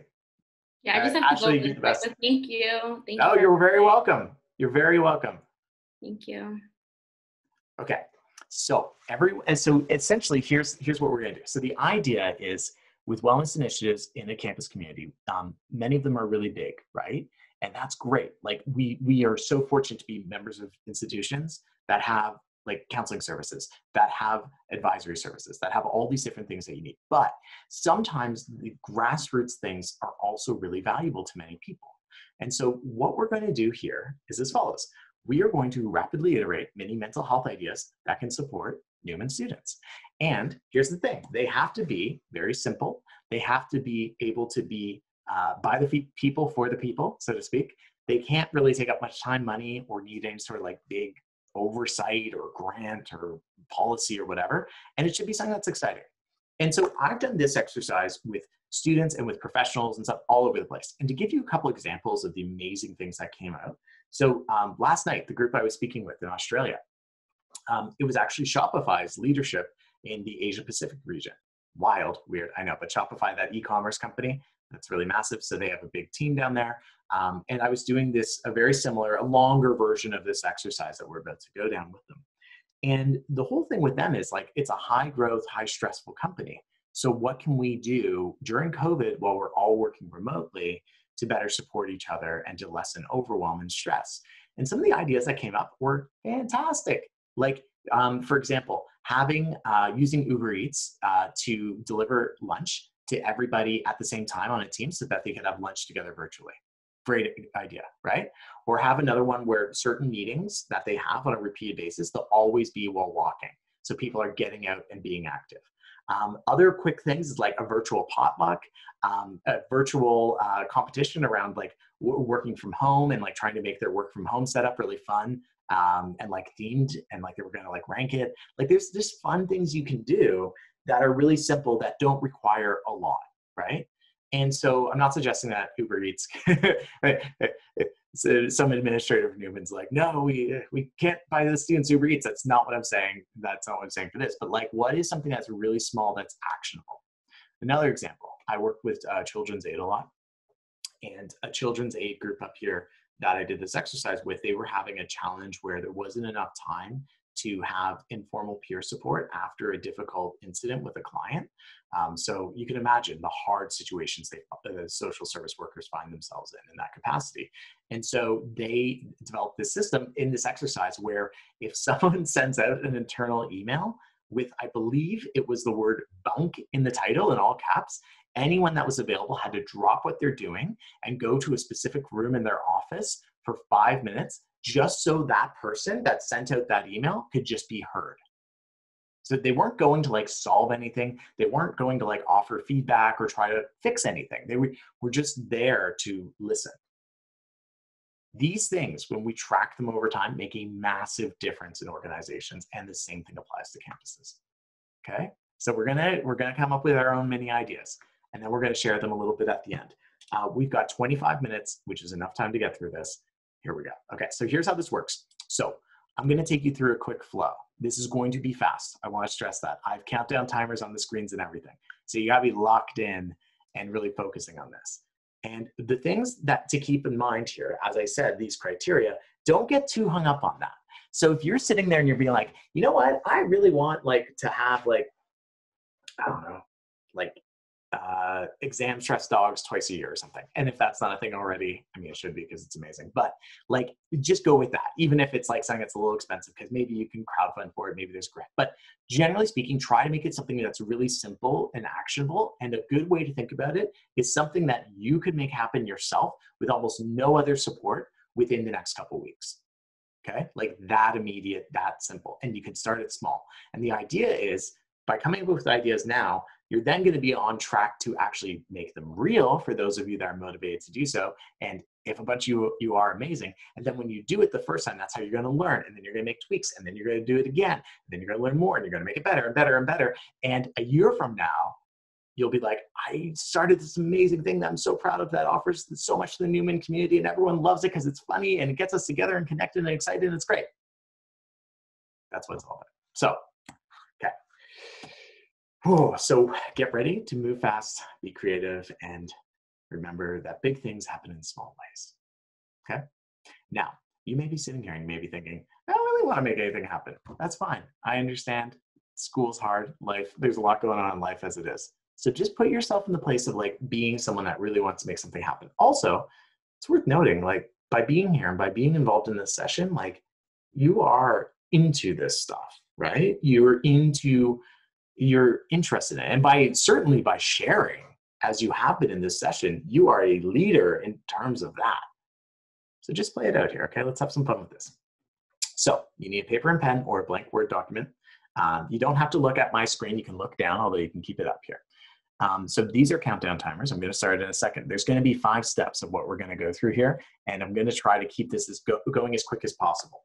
The first step here is, so grab your pen and grab your paper, okay? And the first step is I'm going to give you 2 minutes, okay, to write down as many ideas that come to mind without filtering your thoughts, okay? So the question, the thing that you're writing down ideas, it's like, what's a mini wellness initiative that I could champion at Newman that would support student mental health. Okay, so what's a simple idea I could do that would help students with their mental health? That's it. So write down as many ideas. And when I say without filtering, that means you're not judging. That means you're not trying to flesh it out. That means that if you write down a bad idea, don't get hung up on it, just keep going. And no one's gonna see your paper except for you. So you don't have to, you know, like literally if you get stuck, just like write a word. Go quick. In 2 minutes, just so someone has a benchmark, you should be able to get 20 things down. And they may not be sensical or good or even possible ideas, but you should be able to get 20 things down. If you're stuck, just change the context a little bit. Ask yourself a different question. What would I love to see at Newman? What would I love if my friend was doing it to be part of, right? Just switch it up, okay? Any questions at all before we start? Go to the chat. Because it's gonna be quick once we get going. So we're gonna do the 5 steps like right back to back. So I'll give you 10 seconds to throw a question into the chat if you need.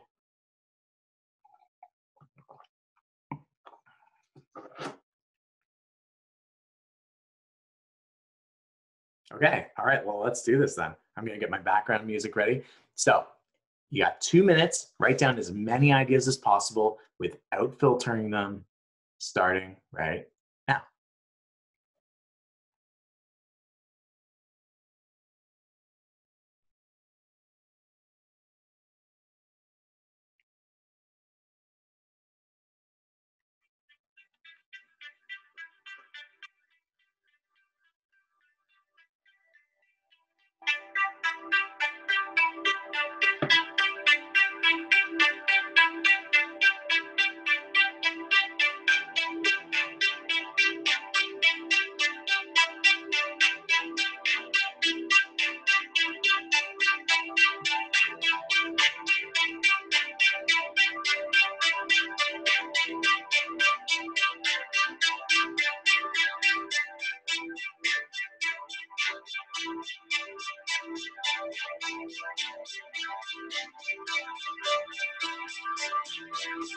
All right, you got 1 minute left. Keep going, don't get stuck. Hopefully you have about 10 down so far. If not, just keep on going. And if you're blanking at all, just go back to what you shared earlier and the submissions you saw. What would you need to help people feel less alone, to help people feel more connected, to support their vitality, to excite people? Because all that is part of our mental wellness. What would you love to see? You got 35 seconds left.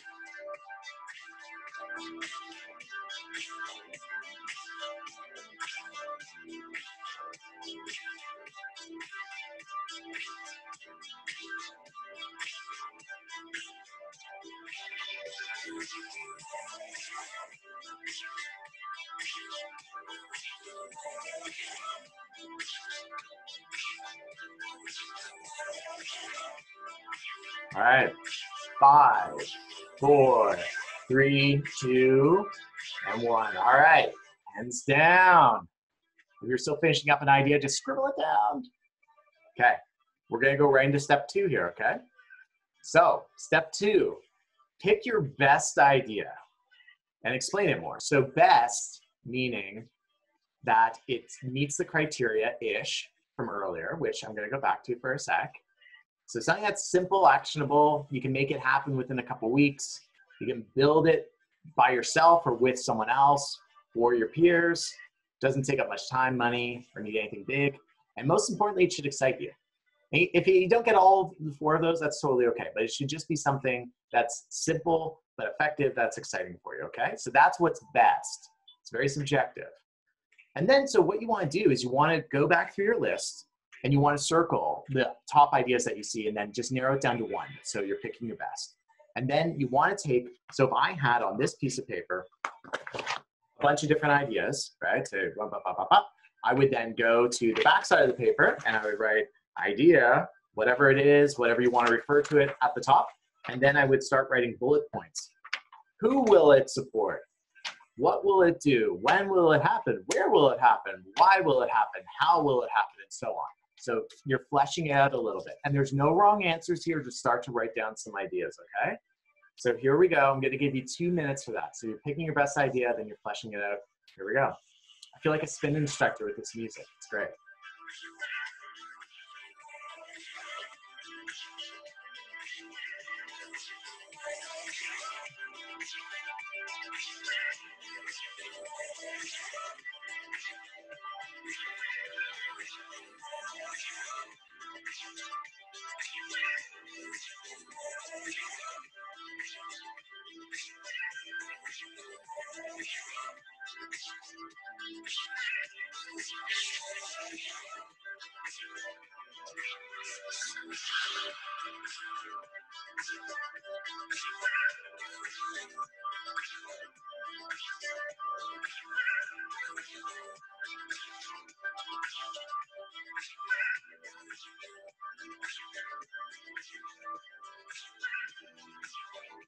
All right, you got 1 minute left. Thank you, Angel, for sharing earlier and for saying that message out. Everyone have a look at it later. Stay focused, keep writing.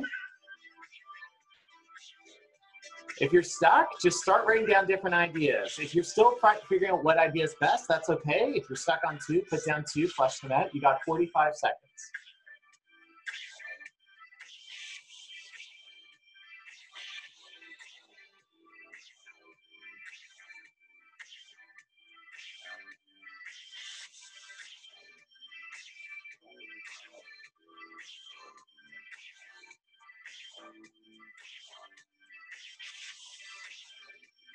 Okay, 20 seconds left.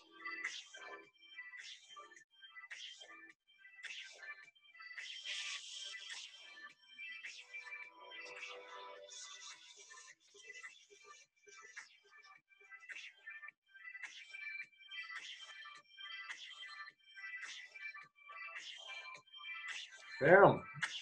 And time is up. All right, so step 3, here we go. We're gonna keep moving. So I'm gonna break you into 4 groups now. We have 16 people remaining. Stay in here. And I hope all 16 of you are actually here, else this is gonna be very awkward. So I'm gonna break you into groups. So Zoom has this cool functionality called breakout rooms.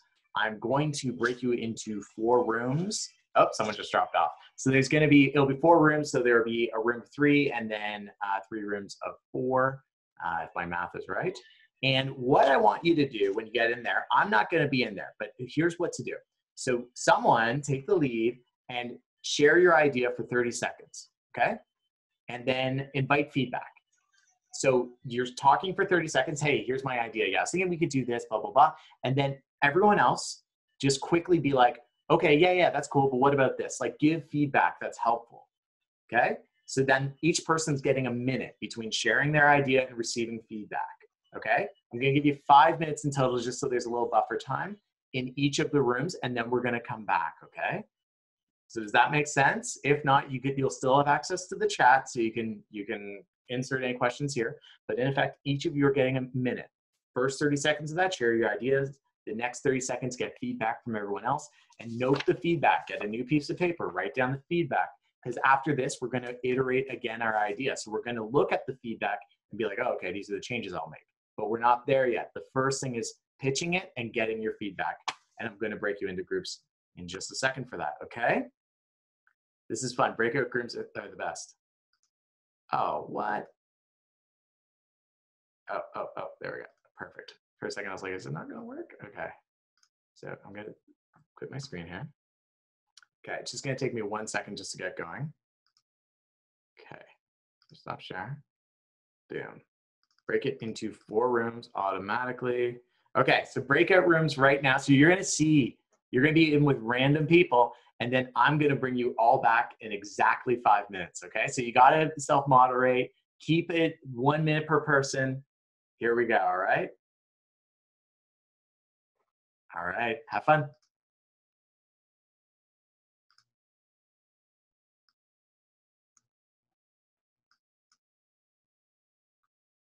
You'll get a prompt on your screen to go to the breakout room, follow that.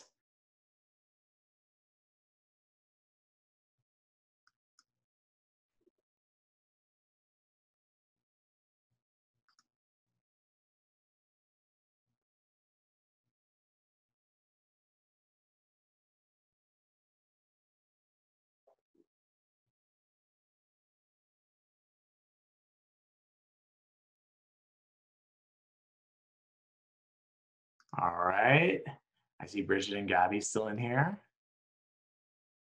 So follow the prompt. There we go. Okay.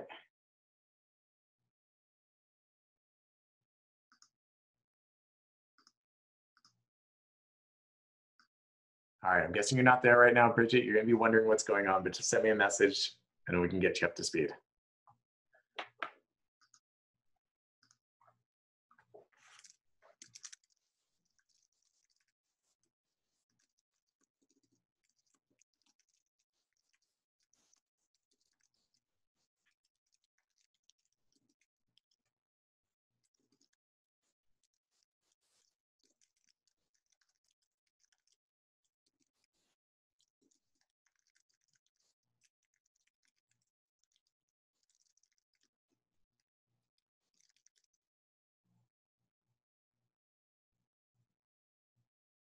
Okay, cool.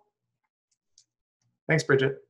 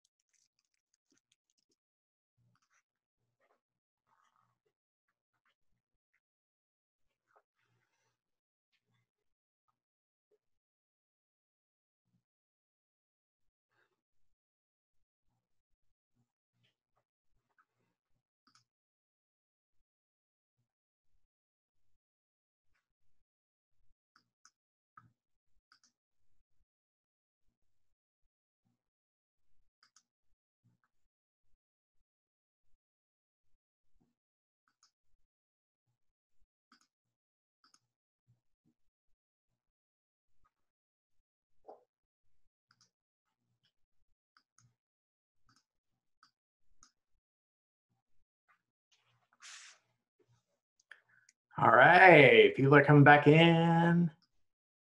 I botched the timing of that a little bit.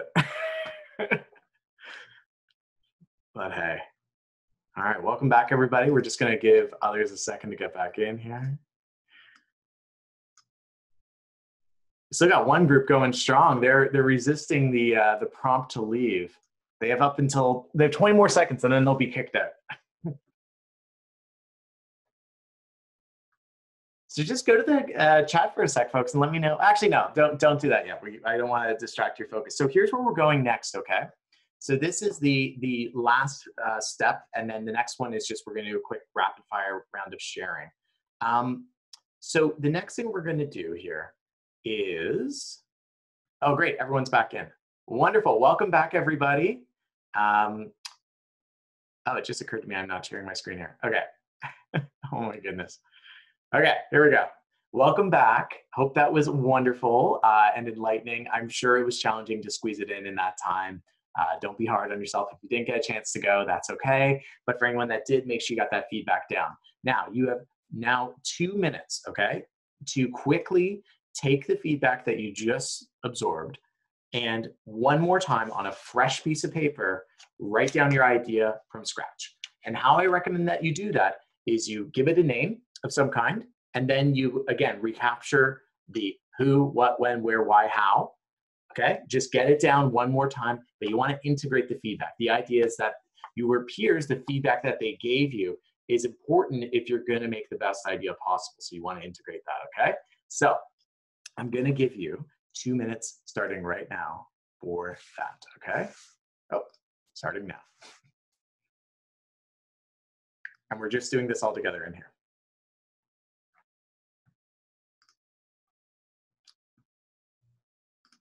Oh.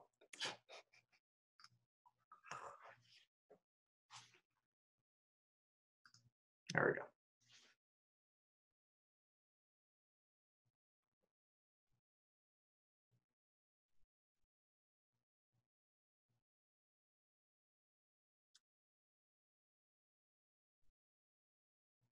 So think of this as your final way to capture your brilliant idea that's going to change student mental health.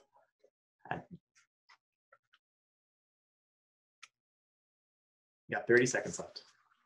Keep writing. Even if you feel like you're done, feel free to like illustrate it, like draw a little picture that goes along with it. That's totally cool, okay?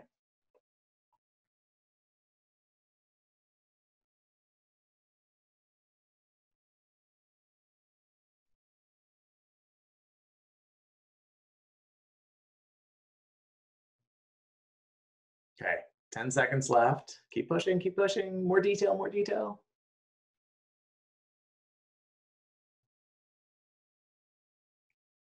All right, 3, 2, 1, and pens down. Okay, so we're gonna go back to the chat here, and I welcome you to just throw in into the chat really quickly if you would like to share your idea. And again, just do it in 30 seconds. We don't have time for feedback right now because we're running up against the hour here. But if you want to just unmute yourself for a second, share your idea, just go to the chat and say, I'll share, just so again, a bunch of us aren't unmuting ourselves. And there's for all of us, no matter what, where this is not a place to judge any of the ideas. We're just going to hear them out and give applause for being so brave to share it with the group. That's huge, okay? So who wants to go? Anyone?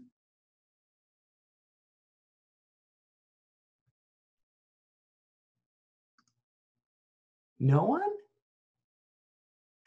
Wait, I'll share, but I couldn't get to the chat, but I'll share. All right. Go for it. So I had it's a drink water challenge, and basically we'll get like a bunch of people on campus to drink more water. And I came up with this idea because when people drink water, it makes people feel healthier. It also creates a good headspace, and it's just something that like it keeps your skin glowing, and it just makes everybody feel happy. And basically, the more gallons of water a person drinks a week, the higher their chances of winning that particular week. And we would just hype them up and cheer them on. That's all I had. That's great. Thank you. That's a great idea. Give some praise in the chat to, oh shoot, who was that just shared? That was Ashley that just shared. That's a fantastic idea. And it has a social function too, right? Of bringing people together by the water cooler, so to speak. That's awesome. All right, does anyone else want to go? Unmute yourself. And just like that, really quick.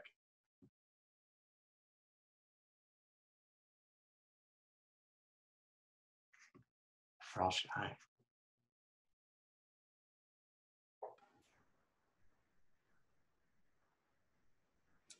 I'll go. All right. We, Nazaya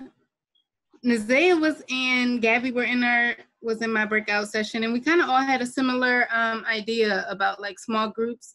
Gabby was talking about maybe doing some mentoring of individuals in first year sessions, and Nazaya and I were talking about just like some lunch like meetups, virtual lunch meetups, kind of like you had expressed, but doing it around different topics. I know like during the first break when we were all like, first not quarantine, but having to work from home and do school from home, we did these like, I did live at lunches, but around different topics, and it was just conversations on Instagram, but maybe having a group of accountability about wellness and like where you are and doing check-ins of encouragement. So that was like a similar idea. That's awesome. That's a great idea. One cool thing I've seen a group do with that is they actually have a different question every time too, and it tackles a different area of wellness. So like everyone gets time to share. That's an idea. That's just feedback, take it or leave it, in the iterative idea. That's great. Thank you. Anyone else? Let's do one more. Just unmute yourself. It's all good.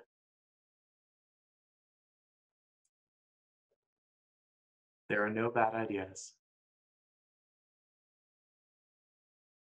Except for like really bad ones. Just kidding. Anyone else? One more. Come on. Don't be shy.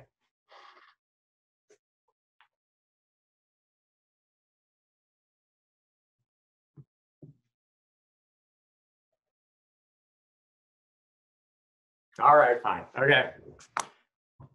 If you want to share later on, throw it in the chat. Okay. And here's my ask. So if you have something that you think is actually really cool that you do want to share, but I understand it's a little daunting when we're all like this together. I'm going to give you my email in a moment, and I would love for you to email it to me, and then I'm going to send it back to Janae. If it's cool, like assume that if you email it to me, that it's going to be emailed back to Janae, because it's great to have these things captured. And if you came up with something that you haven't shared, but you feel really passionate about, like make it happen. Take the one step. And so like with anything, the question is always like, what's the quickest way that you can make like a test version of that happen? So like with like the Zoom lunch discussions, for example, like what's one that could happen in 2 weeks? Like you don't have to worry about planning a whole series yet, but like what's one that you could just get going? With like the water idea, I love that. Like what's one place you could do that on campus right out of the gate, right? One day a week, have one way to do it, and then get feedback from that and try it out. And that's the goal. And I know it seems kind of cheesy because we're going from like, what's your big lie to the rapid iteration, but here's the bigger idea. It's that these things, these small things matter a great deal in how we are doing and how we are interacting and how we are connecting. And the more that we have a lot of these small things happening to support our mental wellness and to support our connection as a community, the better that we're all going to feel. The less we're going to feel like we're hiding. We're going to feel like we're enough. We may even feel less unlovable. And that's the point. Okay. Big things happen in small ways. With that, I want to touch on 3 quick wrap-up points, and then we're done here. And I know we are over time, and my fancy presentation keeps exiting out. Okay, so there's 3 things. Okay, we covered a lot today. So off the top, I told you a very long story, and I did that because it was important to get everyone in kind of the zone of feeling different, reflecting on different parts of your past. And then you shared those in a way. You shared a concise version of what you've been carrying through the anonymous texting. And then we talked about it. And then we talked about what you would need to hear from other people in these moments. And you shared that brilliantly too. And then we got into this exercise of seeing, okay, well, maybe there's small things that we can do that would have a big impact. And surely there are. So the first thing I want to say to you, just in closing up, is that number 1, we're not alone. And again, empirically, we're not alone. We're not alone in our experiences between the 14 of us that are remaining here. We're not alone within our classroom. We are not alone within our community. We're not alone within our cohort. We're not alone within our city. But getting to that level is difficult because the second thing is that we're really great at being liars. And that's not to say that we're bad people. I don't mean it like that. But it is to say that we are really good at wearing a mask.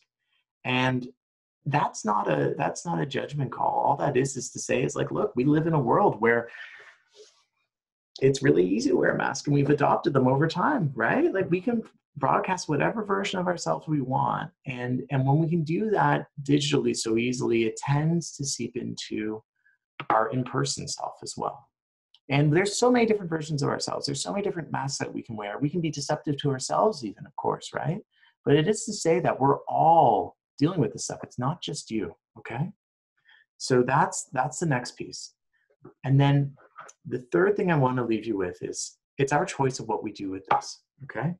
It's our choice whether we remember what we saw tonight and how it felt and what we shared, or we forget it. And if we remember it, the challenge I have for you is what can you do with that? It's on each of us. If you're feeling a little numb, if you're feeling a little uneasy, and especially for the person, and like anyone, like especially I should say anyone for sure, and especially the person that shared that, what we addressed earlier about you needing to be here and that you mattering. Feel free to hang on afterwards and we can chat quickly. I want to make sure you're doing okay. But and for all of us, I want us to all feel what we're feeling, but feel supported. Okay, so if you don't feel like you have anywhere to go, anywhere to be heard, and if you feel like you need to be heard, the resources that were shared are really, really important within the campus community. And again, within those, among those that volunteered to listen and to hear and to be there for you, okay? So we're not alone. So, and that's what I mean by it's our choice. It's our choice both to get support when we need it, and we all need it sometimes. It's our choice to give support, to ask harder questions of people so that we really know how we're doing, right?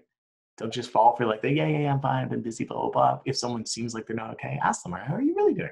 It's our choice if we're going to do something, if we're going to create one of these ideas.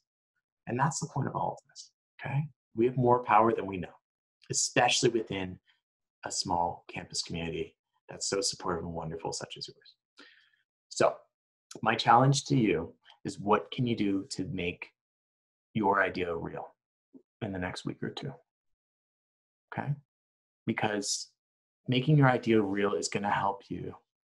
It's going to be part of ensuring that none of us feel this lonely, right?